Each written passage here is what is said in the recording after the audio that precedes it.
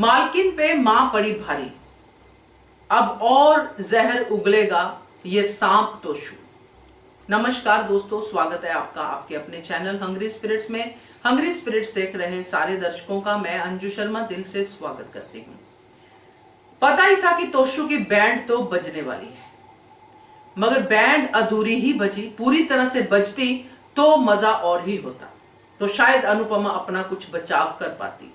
मगर यहां पे साफ साफ दिखा कि मालकिन तो अनुपमा सिर्फ मुंह से ही कह रही थी, मगर अंदर से मां के ही इमोशन जो थे बार बार तोशू को धिक्कार रहे थे कि ये है मेरा बेटा।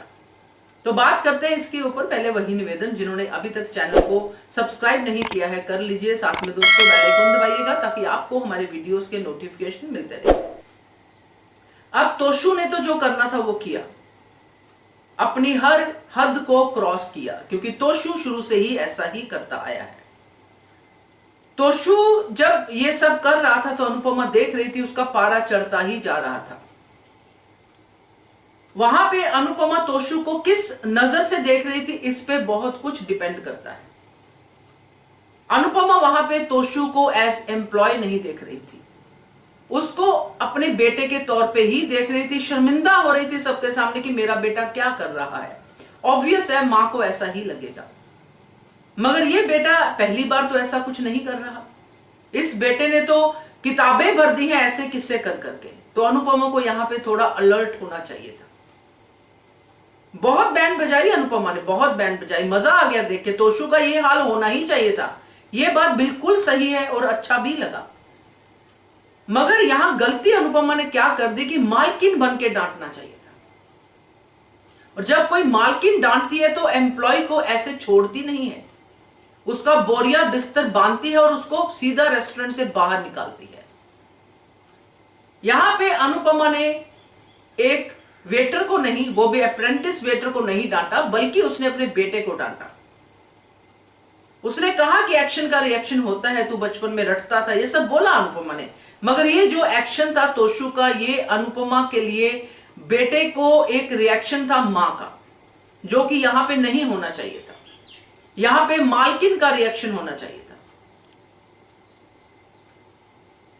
बट वही है ना कि इंसान जो है कैसे इतना स्प्लिट पर्सनैलिटी बने।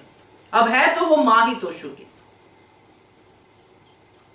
यही मां बनना अनुपमा को बार बार भारी पड़ रहा है। अनुपमा अपनी तरफ से सख्त मां बनने की कोशिश कर रही है तोशू के लिए, तोशू को सुधारने की कोशिश कर रही है, मगर तोशू सुधार मिशन में अनुपमा अपने साथ साथ स्पाइस एंड चटनी को बिगाड़ रही है, उनके एम्प्लॉयज के भविष्य को दांव पे लगा रही है।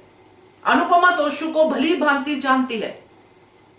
ये वही तोशू है जिसने अपना इल्जाम अपनी मां पे डाला और जेल में गई मां को मिलने तक नहीं गया।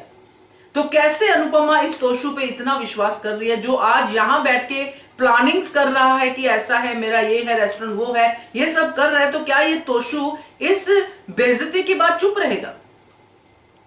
क्या अपने बेटे को इतना भी नहीं जानती है अनुपमा? क्या वो ये सोचती है कि कोई बात नहीं, नाराज होगा, फ्रस्ट्रेशन निकालेगा, सुधर जाएगा? क्या इतना आसान है तोशू को सुधारना? अगर ये अनुपमा सोचती है तो ये अनुपमा का भ्रम है जो बार बार टूटता है, और फिर भी अनुपमा इससे कुछ सीख नहीं रही है। आज तोशू का सीधा बोरिया बिस्तर बंद करना ही बनता था, मगर अनुपमा ऐसा कर नहीं पाई। उसने दीपू को कहा, यशदीप को कहा कि सर अगर आप उसको नौकरी से निकालना चाहते तो निकाल दीजिए। क्यों कहा? खुद निकालती उसको नौकरी से। दीपू ने तो उसकी सिफारिश की नहीं थी कि तोशू को वेटर रख लो। दीपू तो अनुपमा से ज्यादा शायद तोशू को जानता है, क्योंकि ऐसे लोग, जैसा कि अब तो केंजल उसकी वाइफ कहती कि कुत्ते की दुम है, ये सुधरते ही नहीं है, फिर ऐसे कुत्ते की दुम को यहां पे रखना ही क्यों है जो सुधरने का कोई उसका चांस ही नहीं है।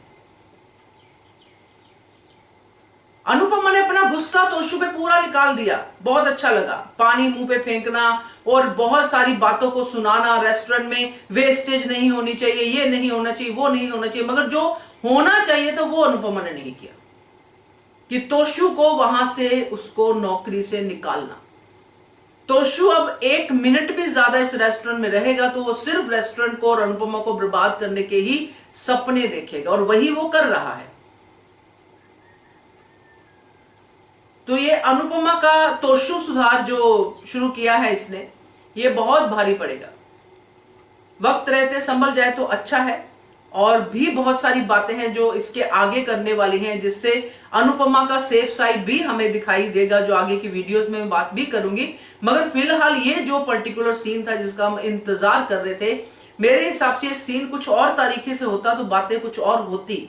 तो अनुपमा को भी जो है हम मालकिन की तरह देखते हैं, मगर हो सकता है ये भी एक ह्यूमन साइकोलॉजी ही है कि इतनी जल्दी वो मालकिन का फील ला भी नहीं सकती।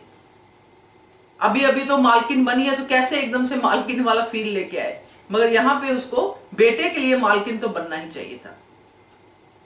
अगर बेटे को बार बार मालकिन बन के वो बाकी बातें समझाती है और उससे टिप के पैसे ले लेती है, उसको कहती है कि अब ऐसा करो, ब्रेक में जाता है तो फिर भी उसके ऊपर ध्यान रखती है, गेम मत खेलो, अंदर आके काम करो नहीं तो नौकरी छूट जाएगी वगैरह वगैरह। बट यहां पे जहां जरूरत थी वहां पे उसको नौकरी से निकालना बहुत ही जरूरी था।